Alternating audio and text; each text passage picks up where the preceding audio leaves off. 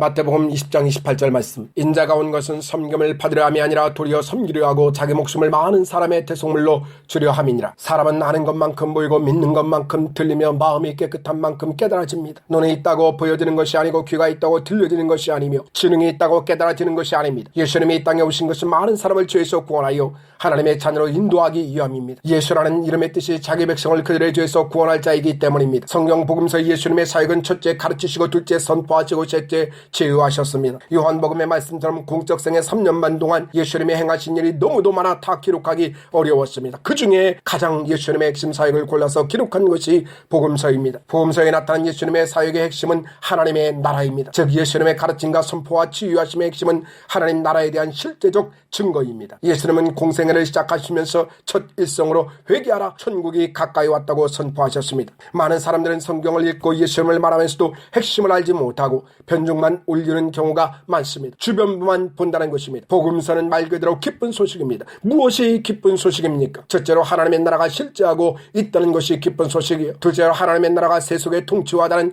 공정과 정의, 사랑과 평화의 나라이니 기쁜 소식이에요. 셋째로 하나님의 나라가 영원 무궁하며 죄가 없는 나라이니 기쁜 소식이요. 넷째로 하나님의 나라에 나 같은 죄인도 예수 그리스도의 십자가의 피로 대속하여 죄를 용서받고 의롭게 되어 예수님을 믿음으로 갈 수 있는 나라이니 기쁜 소식입니다. 하나님의 나라는 죄가 있으면 갈 수 없기 때문입니다. 비록 이 기쁜 소식이 예수님의 십자가로 완성이 되는 것입니다. 복음은 오직 예수님의 십자가뿐입니다. 예수님의 목적은 십자가에서 죽기 위해서 오신 것입니다. 십자가 없는 복음은 기쁜 소식이 아닙니다. 아무리 좋은 가르침도 놀라운 능력도 십자가 없이는 의미가 없습니다. 내가 갈 수 없는 하나님의 나라가 무슨 소용이 있습니까? 그림의 떡이라는 속담이 있습니다. 아무리 맛있게 보이고 영양가 있고 모든 좋은 것으로 만든 떡이라 해도 그림 속에 있다면 먹을 수 없고 가질 수 없는 것입니다. 천국이 있다 해도 그것이 아름답고 찬란하고 영원하다 해도 내가 갈 수 없다면 나와 무슨 상관이 있겠습니까? 첫째로 그것은 기쁜 소식이 아닙니다. 오히려 나를 괴롭게 하고 슬프게 하고 절망하게 만들 나쁜 소식인 것입니다. 그런데 예수님은 하나님의 나라가 절망의 소식이 아닌 기쁜 소식이 되게 하셨습니다. 누구든지 예수님의 십자가 대속의 피 흘림을